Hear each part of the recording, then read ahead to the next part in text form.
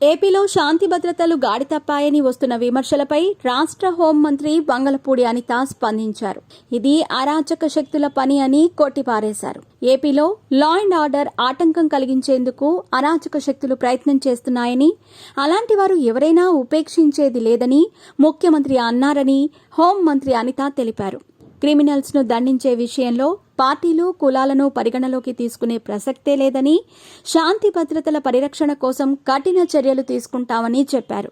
సామాన్య ప్రజల జీవనానికి ఎటువంటి ఆటంకం కలగకుండా పోలీసులు రక్షణ కల్పించాలని, ప్రజాప్రతినిధులు, కార్యకర్తలు చట్టాన్ని తమ చేతుల్లోకి తీసుకోకుండా సంయమనం పాటించాలని విజ్ఞప్తి చేశారు. మైనర్ బాలికలపై జరుగుతున్న అత్యాచారాలపై క్షుణ్ణంగా అధ్యయనం చేస్తున్నామని, ఎక్కువగా దగ్గరి బంధువుల ద్వారానే ఇటువంటి సంఘటనలు జరుగుతున్నాయని మంత్రి తెలిపారు.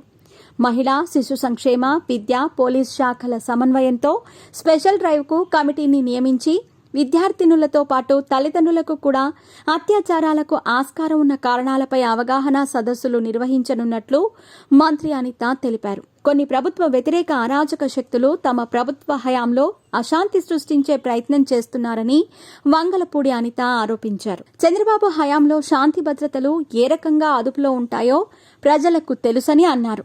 గత 5 ఏళ్లుగా చంద్రబాబు, పవన్ కళ్యాణ్ లాంటి నేతలను అప్పటి వైసీపీ ప్రభుత్వం ఇబ్బందులు పెట్టిన తీరును అనిత గుర్తు చేశారు. తమ ప్రభుత్వానికి ప్రజలిచ్చిన మద్దతును ఓర్చుకోలేకనే ఇప్పుడు ఇలాంటి విమర్శలు చేస్తున్నారని ధ్వజమెత్తారు. మాజీ సీఎం రాష్ట్రంలో శాంతి భద్రతలపై ఆందోళన చెందుతూ పలువురికి లేఖలు రాస్తున్నారని, రాష్ట్రపతికి, హోంమంత్రికి రాసే లేఖలో తన బాబాయ్ హత్య కేసు, డాక్టర్ సుధాకర్ హత్యలను కూడా ప్రస్తావించాలని అనిత ఎద్దేవా చేశారు. డ్రైవర్ సుబ్రహ్మణ్యాన్ని చంపి డోర్ డెలివరీ చేసిన కేసుతో పాటు వివిధ ఘటనలను కూడా ఆ లేఖలో పేర్కొనాలని ఎగతాళి చేశారు. వైసీపీ ప్రభుత్వ హయాంలో నిర్వీర్యమైన పోలీస్ వ్యవస్థ ఇప్పుడిప్పుడే పరిస్థితి మారుతోందని అన్నారు. గతంలో దిశ యాప్ను మగవాళ్లతోనూ డౌన్లోడ్ చేయించారని హోంమంత్రి అనిత విమర్శించారు. అత్యాచార ఘటనల నియంత్రణకు పోలీసు, విద్యాశాఖలతో స్పెషల్ డ్రైవ్ చేపడతామని అన్నారు. ఏపీలో శాంతి భద్రతలపై వైఎస్ఆర్సీపీ విమర్శలను మరింత పెంచింది. రాష్ట్రంలో వినుకొండలో జరిగిన హత్య, పుంగనూరులో ఉద్రిక్తతలు, పలుచోట్ల అత్యాచారాల ఘటనలతో శాంతి భద్రతలు పూర్తిగా క్షీణించాయని వైసీపీ ఆరోపిస్తోంది. లా అండ్ ఆర్డర్ని గాలికొదిలేసి శాంతి భద్రతలపై శ్వేతపత్రమా చంద్రబాబు? జూన్ 4 నుంచి రాష్ట్రంలో ప్రజలకి కొరవడిన శాంతి, ఆడబిడ్డలకి దొరకని భద్రత, నెలన్నరలో పూర్తిగా గాడి తప్పిన లా అండ్ ఆర్డర్.